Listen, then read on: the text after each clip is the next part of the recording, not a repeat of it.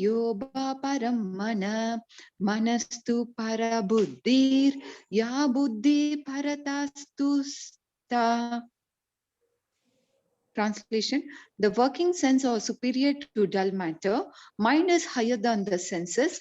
Intelligence is higher, is still higher than the mind. And he, the soul, is even higher than the intelligence. Purport: the senses are different outlet for the activities of lust. Lust is reserved within the body, but it is given when through the senses. Therefore, the senses are superior to the body as a whole. These outlets are not in use when there is superior consciousness or Krishna consciousness. In Krishna consciousness, the soul makes direct connection with the Supreme Personality of Godhead. Therefore, the hierarchy of bodily function, as described here, ultimately ends in the Supreme Soul. Bodily action means the functions of the senses, and stopping the senses means stopping all bodily actions. But since the mind is active, then even though the body may be silent at rest, the mind will act as it does during dreaming. But above the mind is the determination of the intelligence, and above the intelligence is the soul proper. If therefore the soul is directly engaged with the Supreme, naturally all subordinates, namely the intelligence, mind, and the senses, will be automatically engaged. In the Kanta Upanishad, there is a similar passage in which it is said, it is the object of sense gratification or superior to the senses, and the mind is superior to the sense object. If therefore the mind is directly engaged in the service of the Lord constantly, then there is no chance that the senses will become engaged in other ways. This mental attitude has already been explained. Pranam Distva Nivetite. If the mind is engaged in the transcendental service of the Lord, there is no chance of its being engaged in the lower propensities. In the Katha Upanishad, the soul has been described as Mahan, the great. Therefore, the soul is above all, namely the sense objects, the sense, the mind, and the intelligence. Therefore, directly understanding the constitutional position of the soul is the solution of the whole problem. With intelligence, one has to seek of the constitutional position of the soul and then engage the mind always in Krishna consciousness. That solves the whole problem. And neopath spiritualized is generally advised to keep aloof from the objects of the senses. But aside from that, one has to strengthen the mind by use of intelligence. If by intelligence one engages one's mind in Krishna consciousness by complete surrender into the Supreme Personality of Godhead, then automatically the mind becomes stronger. And even though the senses are very strong, like serpents, there will be no more effective than serpents with broken facts. But even though the soul is the master of intelligence and mind, and the senses also, still, unless it is strengthened by association with Krishna in Krishna consciousness, there is every chance of falling down due to the agitated mind. Hare Krishna. Hare Krishna. So this verse describes something of the hierarchy which is there within our body. Right? It said the senses are superior to the body, but superior to the senses is the mind. The mind, the function of the mind is desire. So the desires are there in the mind, and the desires direct the senses to do different things. By the power of the mind, the hand will pick up something. The mind will give the direction to the hand.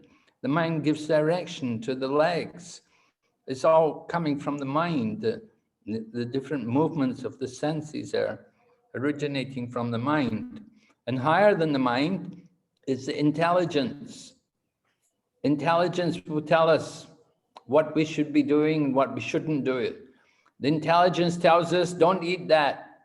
The intelligence tells us, oh, don't go there, don't do that. But sometimes we don't listen to the intelligence. Anyway, intelligence is there trying to direct us. And Krishna also says how he's in the heart of everyone, and from him comes knowledge, remembrance, and forgetfulness. So that's how the super soul works. Anyway, the intelligence is a function of the subtle body, right? We have a gross physical body, then we have the subtle body. Subtle body means the mind, the intelligence, and the ego. And above that, we have the soul, the spiritual body. So the soul is seated next to the intelligence. And the soul has to be strengthened with Krishna consciousness. Boil. After boil only put salt and water. So the soul is strengthened by Krishna consciousness. If the soul is not in Krishna consciousness, then we don't get proper direction. There's no good intelligence there, and the mind is attracted to sense gratification. But so this is the problem, that the living entity is marginal.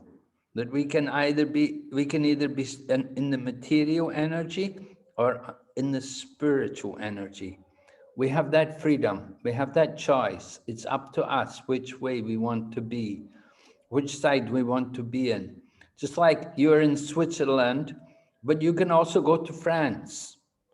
You cannot stay in the border. You have to go either into France or in Switzerland. There's a border. You cannot just always remain on the border. And so the same way, we are living entities, we're marginal potency. We're either in the material energy or in the spiritual energy. It's our choice. We have to get good intelligence. That good intelligence comes from the soul.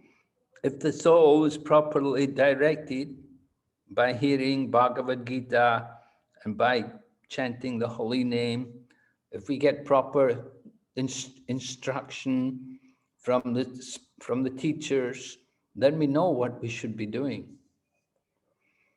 So we have to make proper use of our independence, of our free will. We have to know what is actually our position. Prabhupada talks about the constitutional position of the soul. Constitutional position of the soul is to be the servant of the Supreme Soul. The Supreme Soul, Lord Krishna, the Super Soul, and we're his servant. We're his part. We're tiny parts. So our constitutional position is to be engaged in his service. If we don't serve him, then we serve Maya. Either way we have to serve. Either we serve Krishna or we serve Maya. It's our choice.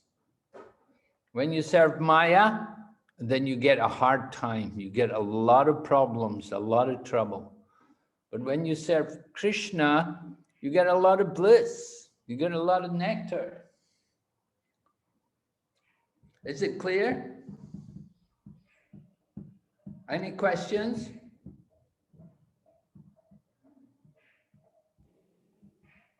Guru Maharaj, if we serve our family members, friends in attitude that they are part of Krishna, then we can improve. Can we improve that way? Is it like we should have a good training of serving in the material world to other people? Then we can also serve Krishna easily in the spiritual world? Well, we have to be cautious that if we just think about Krishna only within our family members, then it's a very limited conception. You have to see Krishna within everyone, within every living entity, not just only within your own family members. That's the love of your family. This is not love of Krishna. So your love of Krishna is very limited to just your family members. You have to expand on that. We have to be able to see Krishna everywhere, in everyone, in everything. Krishna is in the hearts of all living entities, not just in the heart of our family members. So we have to be very careful about that. People are very clever in making these kind of interpretations, making these kind of statements. Oh, I'm serving Krishna. Krishna's in my family. You don't do anything for Krishna. It's all based on the body.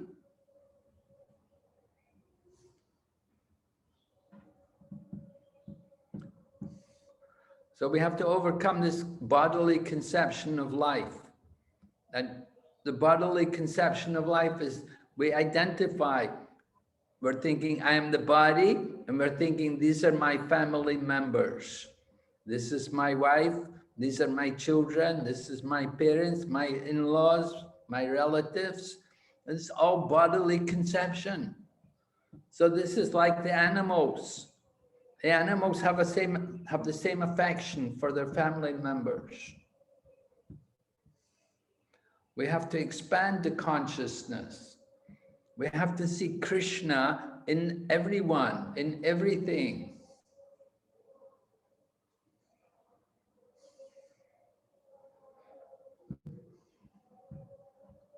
All right? Don't just see Krishna only in the deity. Some people think Krishna is only in the temple. They don't see him in the heart of all the people.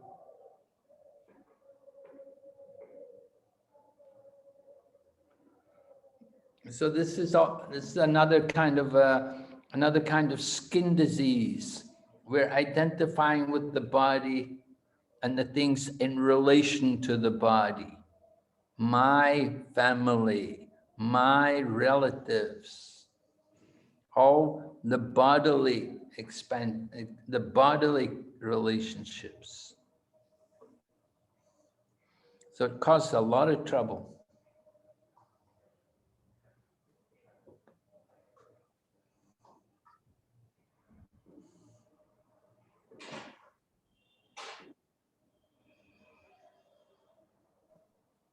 Of course, Krishna is in your family, but he's not only in your family. Yes, Guru Maharaj. Yeah, yes, Guru Maharaj. After a few years, maybe I take birth in different family. We've had many families. In the past, we've had many families. We're taking time many times in different families.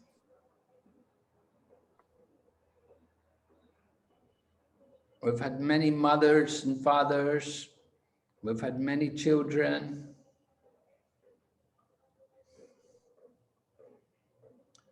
Of course, we have to take care of the family here, but we have to know also how to take care of the family.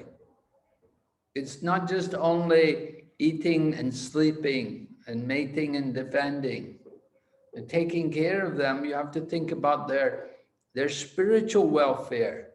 And we have to awaken them to a higher consciousness.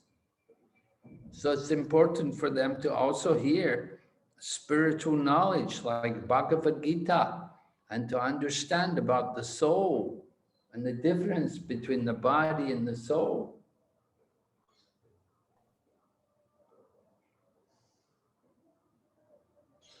Guru Maharaj, I'm a question. Yes. I'm right. Reading, please. I'm right for you. Okay, you put on the chat? In the chat, yes.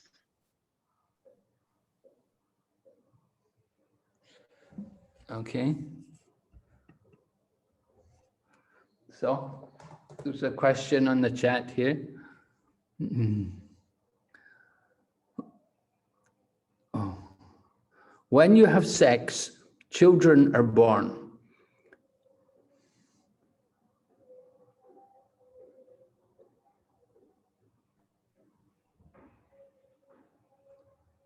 Krishna had sex, and Rama and Shiva, Mahadev, and therefore, if Krishna wants, maybe we have to have children at the right time.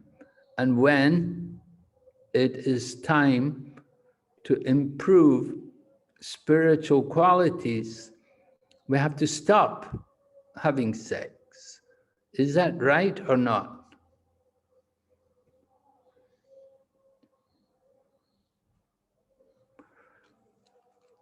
In the Bhagavad Gita, Lord Krishna does not condemn sex.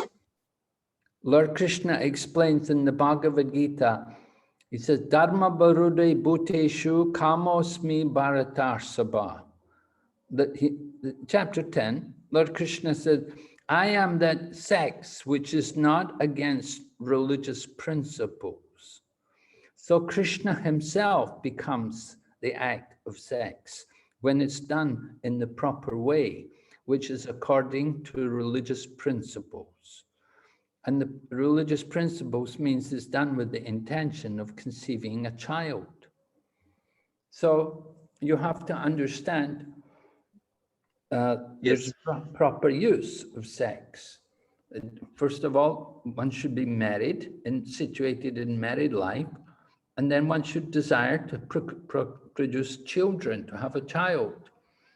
So that is religious, and that is a very sanctified activity. It depends, of course, on the consciousness. The proper consciousness has to be there. And then there's no harm. It's very good. You understand? I understand. Thank you very much. Okay. All right, we'll go ahead.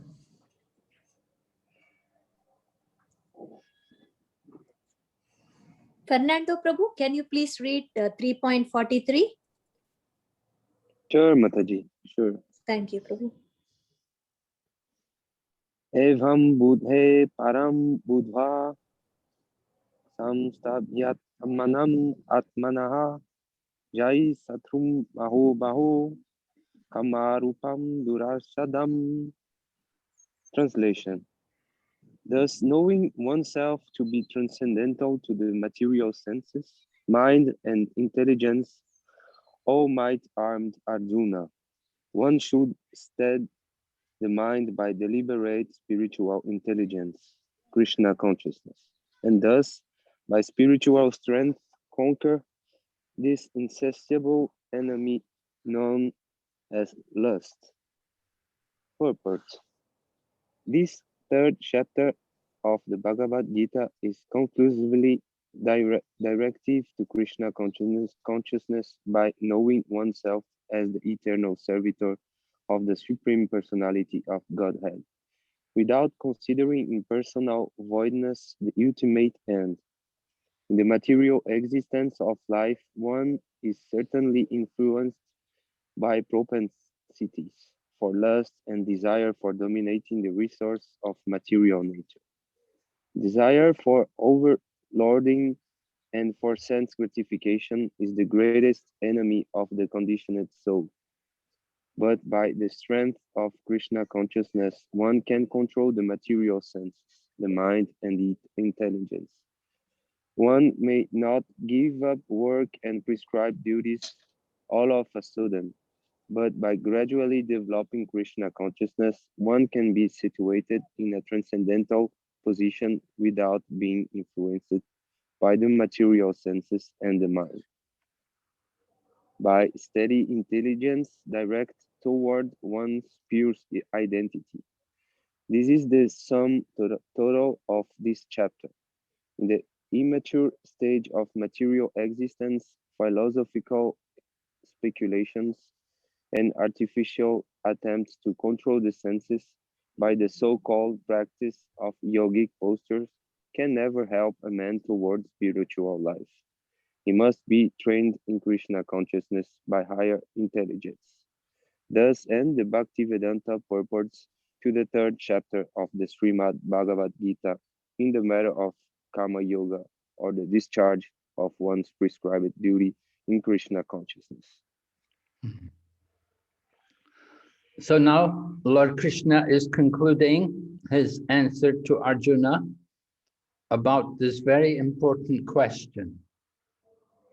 Right? Who remembers what was Arjuna's question?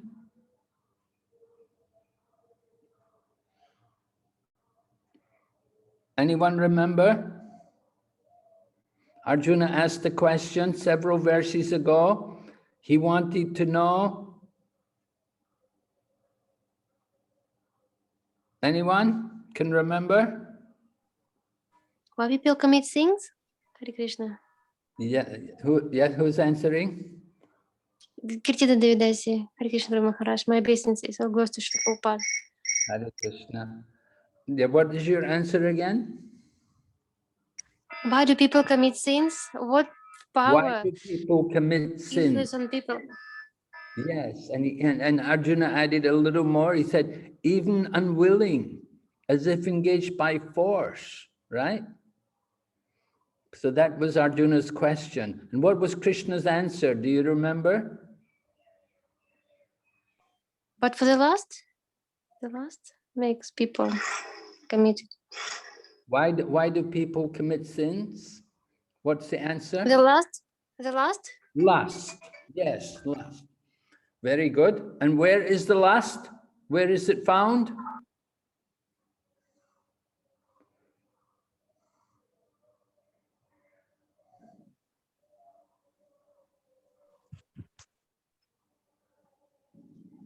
Mind and senses of it, or the place, sitting place of lust. Guru Maharaj. You're missing one thing. Intelligence. Yes. And the senses, the mind, and the intelligence are seated places of this lust, right? And what is the nature of lust? Can you describe it?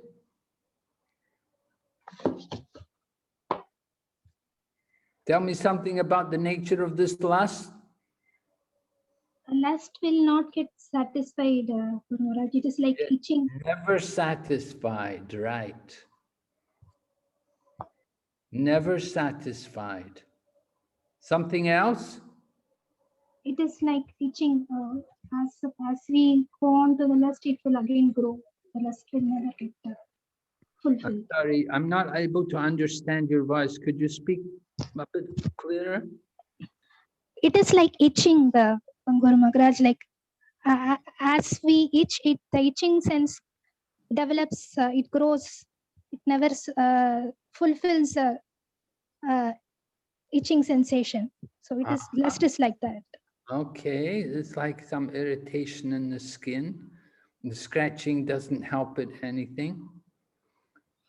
Yes, that's in the purport. What about Lord Krishna's words? How does Lord Krishna describe it? He says, it burns like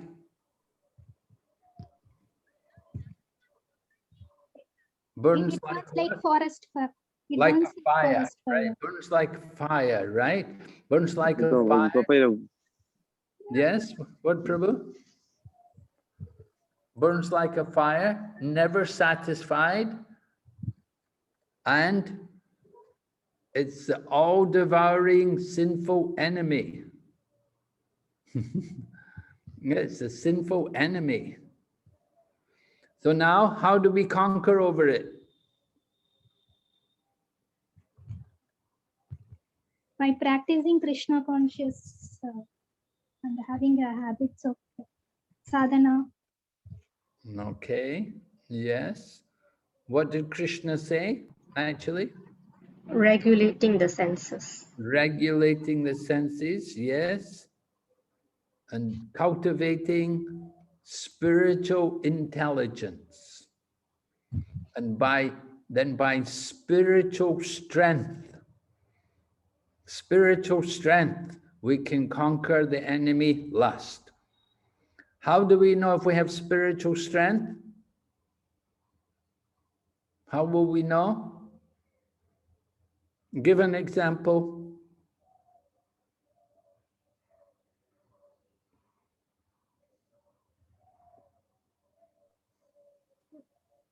if we are able to do regularly chanting. Okay. You wake up every day, every morning, you do chanting. Yes, good. Another example? Being regular in devotional service. Yes, so give an example. Sharing prasad, talking about Krishna consciousness around us with people. Yes, there may be a party in your office and they have a lot of drinks and a lot of unhealthy, impure food, and they're all eating and they're telling you, take something, have something to drink, have something to eat, but you're not inclined. But why not? Because you're a devotee, because you have spiritual strength. The example was given, the senses are like poison snakes, right? Poison snakes. But what about for a devotee? What happens to the senses? They become like what?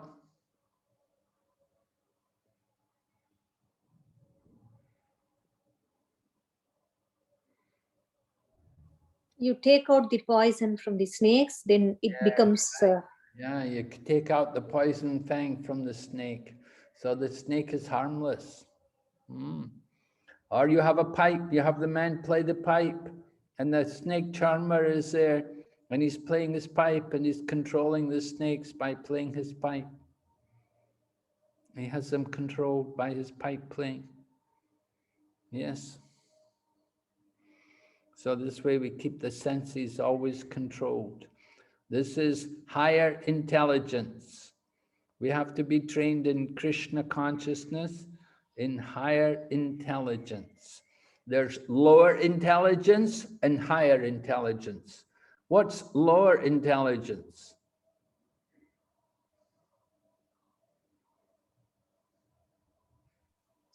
It means activities that are attached to the material world, maybe? Yeah, give an example.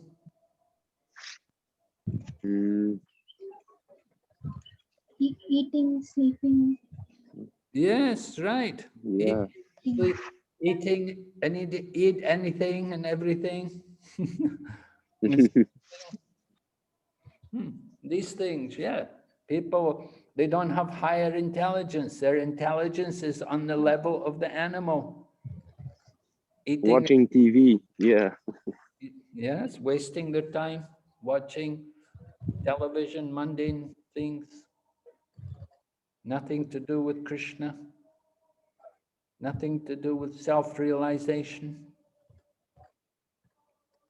So lower intelligence is just animal life, and higher intelligence is to understand more about our soul and our eternal position as a spiritual being in relation to Krishna.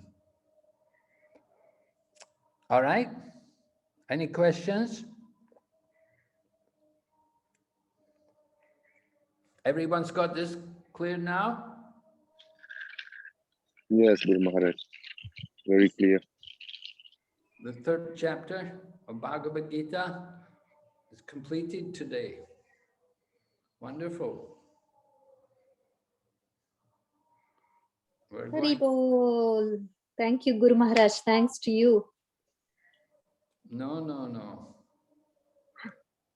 I'm not doing anything. All right. Is anybody have any questions or any doubts? One question, Guru Maharaj. If the soul is highest, why we didn't listen it? Why it does not command us what to do? Why we listen only mind? Yeah. Why do you listen only the mind? We listen. While we were explaining, there's two kinds of intelligence. There's higher intelligence and lower intelligence. Why are we listening to the lower intelligence and not to the higher intelligence? Because we're very attached to sense gratification. Now, sense gratification is not wrong, but sense gratification should be done in relationship to Krishna. We have to learn how to control the senses and to use them in the service of Krishna. We shouldn't just be a servant or a slave of our own senses and mind. So Krishna gives us that freedom. He gives us that free will to choose. Do we want to listen to the soul? And the soul even can become affected. The soul can become covered. If we're not in Krishna consciousness, the soul can become covered by the material energy, and we fall into the material illusion. So we have to practice carefully, controlling the mind and senses and cultivating the higher intelligence. We have to hear regularly from the Bhagavad Gita. We have to understand this knowledge, and then we get the intelligence to fight against the enemy. What is the enemy? Who is the enemy? Yuna? Who is the enemy? Krodha. Krodha. Yes. Kama, Krodha. Yes, lust is the enemy, right? Lust, yes. Yes, the insatiable enemy known as lust, right? Lust is, just serving the senses, trying to satisfy our lust, our material desire. It doesn't bring any happiness, doesn't bring any pleasure. There's the illusion of pleasure, the illusion of happiness. And if we don't have the proper intelligence, if we have not been properly educated, we cannot understand, we cannot appreciate this. So it's so important that people have to be educated in this spiritual knowledge, how to control their senses and their mind, and how to come to the higher consciousness. The mind can be the friend, the mind can be the enemy. It's how we use it. The mind can elevate us, the mind can degrade us. So for spiritual enlightenment, we also use the mind. Maharaj Ambarish, the great devotee, the very first thing he did was to fix his mind on the lotus feet of Lord Krishna. So fix the mind on the lotus feet of Krishna and then use the senses in the service of Krishna. So this is the principle of Krishna consciousness. We have to get the mind under control. Takes some practice. We will see in chapter 6, Arjuna said, "Oh, I cannot control my mind." But Krishna says, "Well, I know it's difficult, but it's possible." Right? Have you read chapter 6, Yuna? Yes, I know chapter 6. So, Lord Krishna said, "I know it's difficult to control the mind, but it's possible." And he told two things which were required. Do you remember? Yes, we need practice. That's right. We need to practice. We need to practice. Yes. And one other thing? Practice and control. Detachment. Yes, and detachment, yes. The problem is we're very attached. We're very attached. I want, I need this, I have to have this. This is the problem, the illusion. So we have to train ourselves to control the senses and the mind. It's not easy. It takes practice.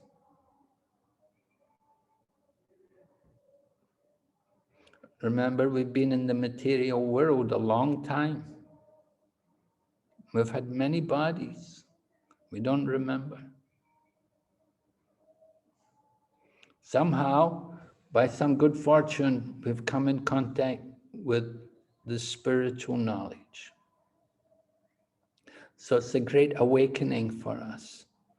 It helps us to understand the truth about life and to see some purpose. Otherwise, we didn't know what life was about. We had no knowledge what life was for.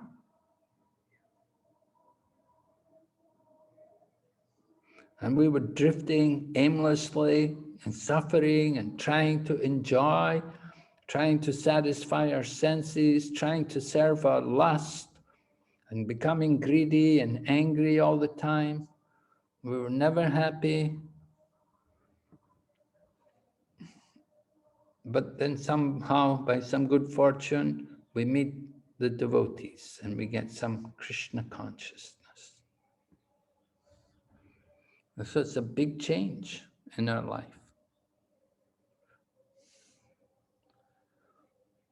Okay? Okay, thank you very much, Guru Maharaj. Thank you. Guru Maharaj. Yes? Sorry, Guru Maharaj. Next week, Ramanavami, right, Guru Maharaj? Ram Navami is on Wednesday. Yeah. Do we celebrate fast? How should we do Ramanavami, Guru Maharaj? Yes, we fast usually. Fasting. Some people fast half day and some people will fast the full day till evening.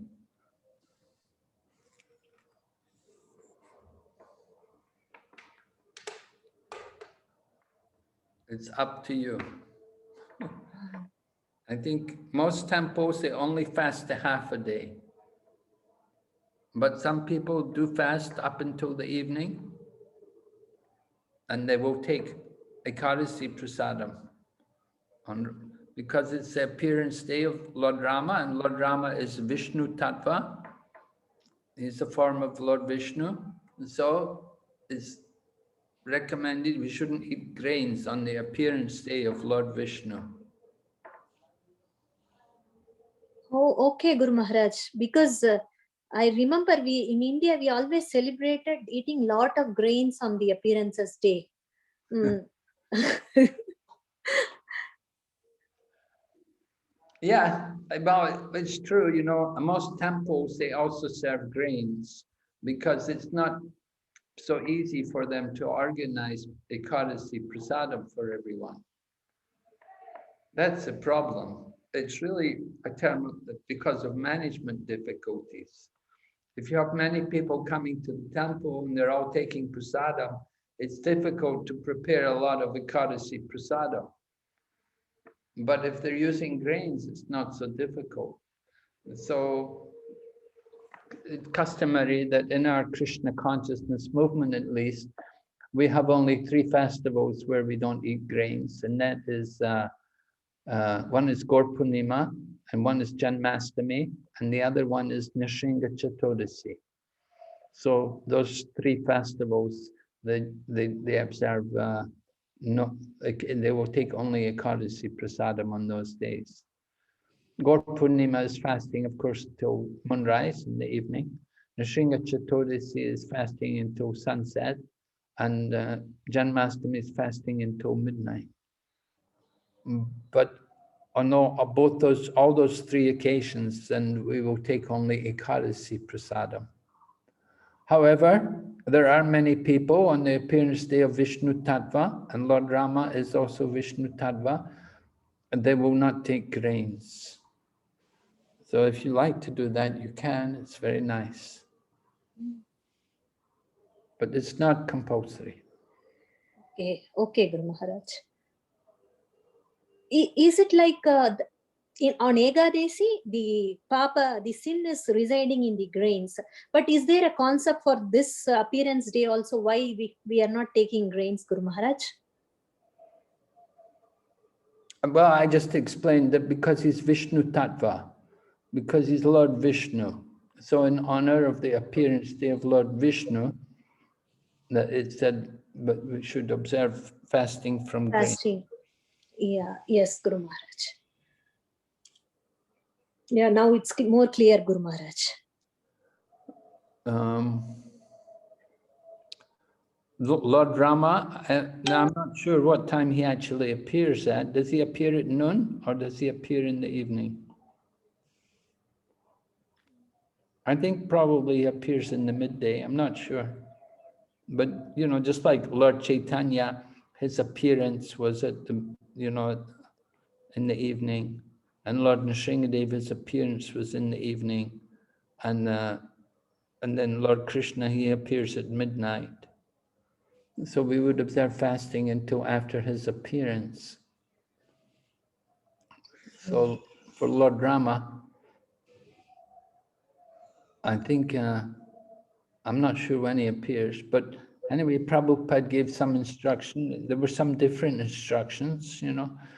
One time he said you could fast until the evening. Another time he said you can take prasadam at midday. So there were some different instructions. So the devotees, you know, some devotees, they will have fasting until the evening, and some devotees will just fast until noon. Yeah, Guru Maharaj. Fasting until noon is more easier, right, Guru Maharaj? Yes. Right. Yeah.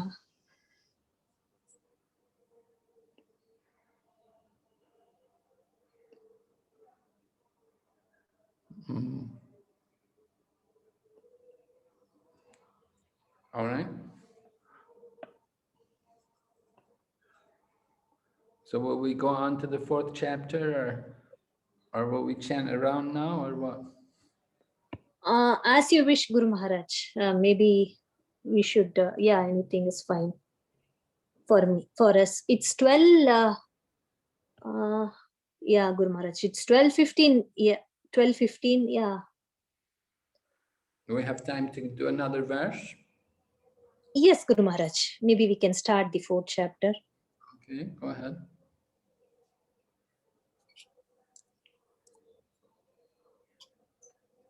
Sorry.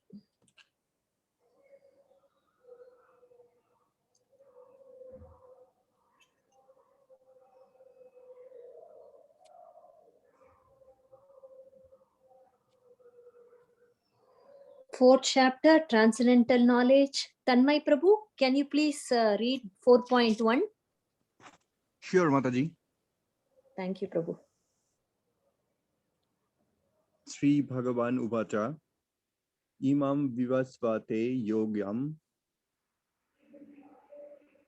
Pruktavan Aham Avyayam Vivasvan Manave Praha Manur Ikshvakave Bravit. Translation. The personality of Godhead, Lord Sri Krishna said, I instructed this imperishable science of yoga to the sun god, Vivasvan, and Vivasvan instructed it to Manu, the father of mankind, and Manu in turn instructed it to Ikshvaku. Purport. Herein we find the history of Bhagavad Gita traced from a remote time when it was delivered to the royal order of all planets, beginning from the sun planet. The kings of all planets are especially meant for the protection of the inhabitants, and therefore the royal order should understand the science of Bhagavad Gita in order to be able to rule the citizens and protect them from material bondage to lust. Human life is meant for cultivation of spiritual knowledge. In eternal relationship with the Supreme Personality of Godhead and the executive heads of all states and all planets are obliged to impart this lesson to the citizens by education, culture, and devotion. In other words, the executive heads of all states are intended to spread the science of Krishna consciousness so that the people may take advantage of this great science and pursue a successful path utilizing the opportunity of the human form of life. In this millennium, the sun god is known as Vivasvan, the king of sun, which is the origin of all planets within the solar system. In the Brahma Samhita, it is stated, Yat chakshur esa savita sakala grahanam raja samasta sura murtir ashesha teja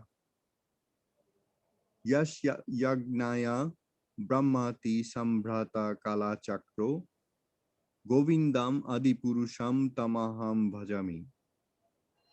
Let me worship Lord Brahma said, the Supreme Personality of Godhead, Govinda, Krishna, who is the supreme, who is the original person and under whose order the sun, which is the king of all planets, is assuming immense power and heat. The sun represents the eye of the Lord and traverses its orbit in obedience of his order. The sun is the king of the planets, and the sun god, at present of the name Vyashvan, rules the sun planet, which is controlling all our planets by supplying heat and light. He is rotating under the order of Krishna, and Lord Krishna originally made Vivasvan his first disciple to understand the science of Bhagavad Gita. The Gita is not therefore a speculative treatise for the insignificant mundane scholar, but is a standard book of knowledge coming down from time immemorial. In the Mahabharata Shanti Parva, we can trace out the history of the Gita as follows. Treta Yugadao Chatato Vivasvan Manave Dadao Manushcha Loka Bhriti Artham Shutayekshvakave Dadao Ikshvakuna Cha Kahito Vyapya Lokan Avasthita. In the beginning of all millennium known as Treta Yuga, this science of the relationship with the Supreme was delivered by Vivasvan to Manu. Manu, being the father of mankind, gave it to his son Maharaj Ikshvaku, the king of this earth planet and forefather of the Raghu dynasty, in which Lord Ramachandra appeared. Therefore, Bhagavad Gita existed in human society from the time of Maharaj Ikshvaku. At present moment, we have just passed through 5,000 years of Kali Yuga, which lasts 432,000 years. Before this, there was Dwapar Yuga, 800,000 years. And before that, there was Treta Yuga, 1.2 million years. Thus, some 2,005,000 years ago, Manu spoke the Bhagavad Gita to his disciple and son Maharaj Ikshvaku, the king of this planet Earth. The age of the current Manu is calculated to last some 305,300,000 years, of which 120,400,000 years have passed. Accepting that, therefore, the birth of Manu, the Gita was spoken by the Lord to his disciple, the sun god Vivasvan. A rough estimate is that the Gita was spoken at least 120,400,000 years ago. And in human society, it has been extant for 2 million years. It was respoken by the Lord again to Arjuna about 5,000 years ago. That is the rough estimate of the history of Gita. According to the Gita itself, and according to the version of the speaker, Lord Sri Krishna, it was spoken to the sun god Vivasvan because he is also a Kshatriya and is the father of all Kshatriyas who are descendants of the sun god or the Surya Vangsha Kshatriyas. Because Bhagavad Gita is as good as the Vedas, being spoken by the supreme personality of Godhead, this knowledge is apurushaya, superhuman. Since the Vedic instructions are accepted as they are, without human interpretation, the Gita must therefore be accepted without mundane interpretation. The mundane wranglers may speculate on the Gita in their own ways, but that is not Bhagavad Gita as it is. Therefore, Bhagavad Gita has to be accepted as it is from the disciplic succession, and it is described herein that the Lord spoke to the sun god spoke to his son Manu, and Manu spoke to his son Ikshvaku. Jai Srila Prabhupada. Jai Srila Prabhupada. So very important verse here, the first verse of the 4th chapter. As Prabhupada said, it's the history of the Bhagavad Gita. So Krishna spoke this knowledge to Bhagavad Gita not just 5,000 years ago, but that was the most recent time when he spoke it 5,000 years ago. But Krishna had spoken it many millions of years ago, and he'd spoken it to the sun god, Vivishwan. And then Vivishwan gave it to his son, Manu, and Manu gave it to Ikshvaku. So in this way, the knowledge came down to the earthly kingdom, earthly planet. So we see the history of the Bhagavad Gita, that it's eternal knowledge. It's been here for so many years. And Lord Krishna is describing in this verse, he's describing the disciplic succession, the passing the knowledge on, and how he gave it to the sun god, Vivishwan. And then Vivishwan gave it to the father of mankind, Manu. So this knowledge is meant for the heads, the leaders of the society. They're meant to take this knowledge and they're meant to educate all of their citizens, the people under them, with this knowledge. It's meant for everyone. So that Lord Krishna gave it to these important people, the heads of the society. Just like he said, the sun god, you know, there are two lines of Kshatriya kings. One line is from the moon and the one line is from the sun. Lord Krishna, he appears in the dynasty coming from the moon. And it said when Lord Krishna was born, although it was the 8th day, it's Astami, the moon was full because Lord Krishna was appearing in his line, in the line of the kings coming from the moon. But here, this is describing millions of years ago, the knowledge was given to the sun god, Vivishwan. Lord Rama, he's born in the dynasty coming from the sun god. So sometimes the Lord comes in the different lines, sometimes from the sun, sometimes from the moon. There are these two lines of the Kshatriya kings. So the sun god, the sun, the king of all planets, right?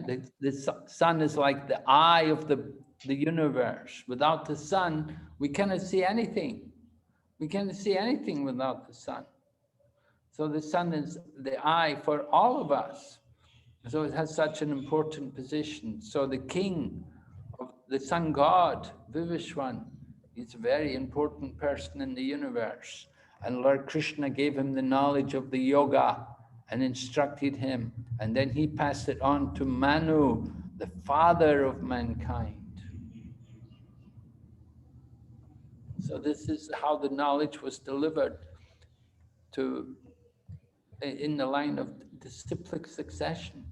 You can see this knowledge is not just simply Indian, it's coming from another universe, from another planet, from the sun god. So it's for the whole universe.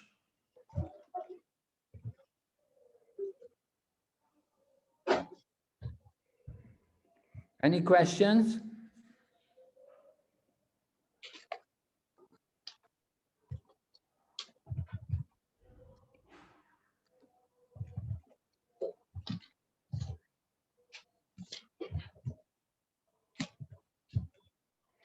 Sometimes people think, oh, the Bhagavad Gita is just a book written by a man. No, the Bhagavad Gita is described aparushaya. It's apurusha. Purusha means the person. Apurusha, it's coming from someone who's not a person. It's divine knowledge, eternal spiritual knowledge. It's not coming from any ordinary imperfect person. So Bhagavad Gita is perfect information. There's no fault can be found in the Bhagavad Gita. Other knowledge, you see science and so on, they always change it, the history, the different opinions, different ideas. They come up with theories and another theory, a new idea. But Bhagavad Gita, this is eternal. It's perfect knowledge, perfect information given to us. We just simply have to make use of it properly.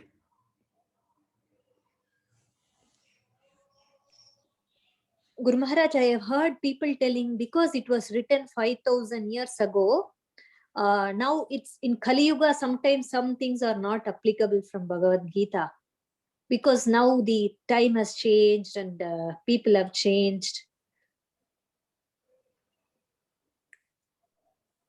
Well, that's their illusion. People have not changed. Everywhere there is birth, old age, disease, and death. How have people changed?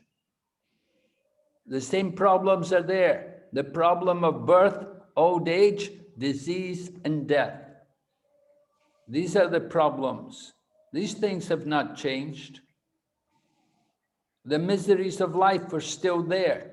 The same miseries that were there thousands of years ago, the same miseries are here today. Miseries inflicted by other living entities, miseries inflicted by our own mind and senses, and miseries due to material nature.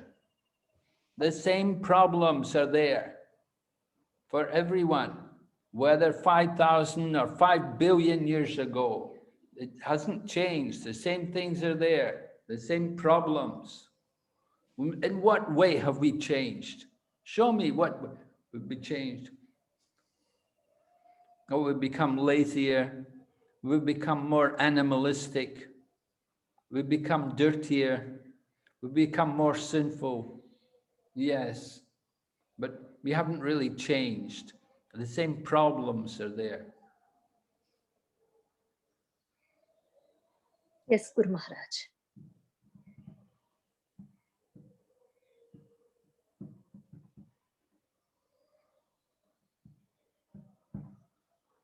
Does everyone agree?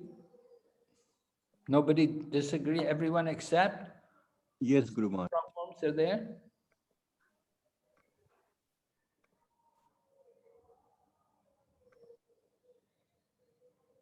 No arguments, huh? No.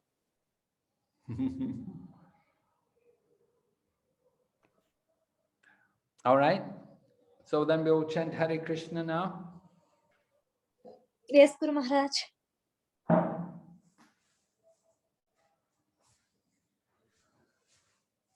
Jai Shri Krishna Chaitanya Prabhu Nityananda Shri Advaita Gadadhar Shri Vasadi Gaur Bhaktavinda. Hare Krishna Krishna Krishna Hare Hare Hare Rama Rama Rama Hare Hare. Hare Krishna Krishna Krishna Hare Hare Hare Rama Rama Rama Hare Hare. Hare Krishna, Krishna Krishna, Hare Hare, Hare Rama, Rama Rama, Hare Hare, Hare Krishna, Krishna Krishna, Hare Hare, Hare Rama, Rama Rama, Hare Hare, Hare Krishna, Krishna Krishna, Hare Hare, Hare Rama, Rama Rama, Hare Hare, Hare Krishna, Krishna.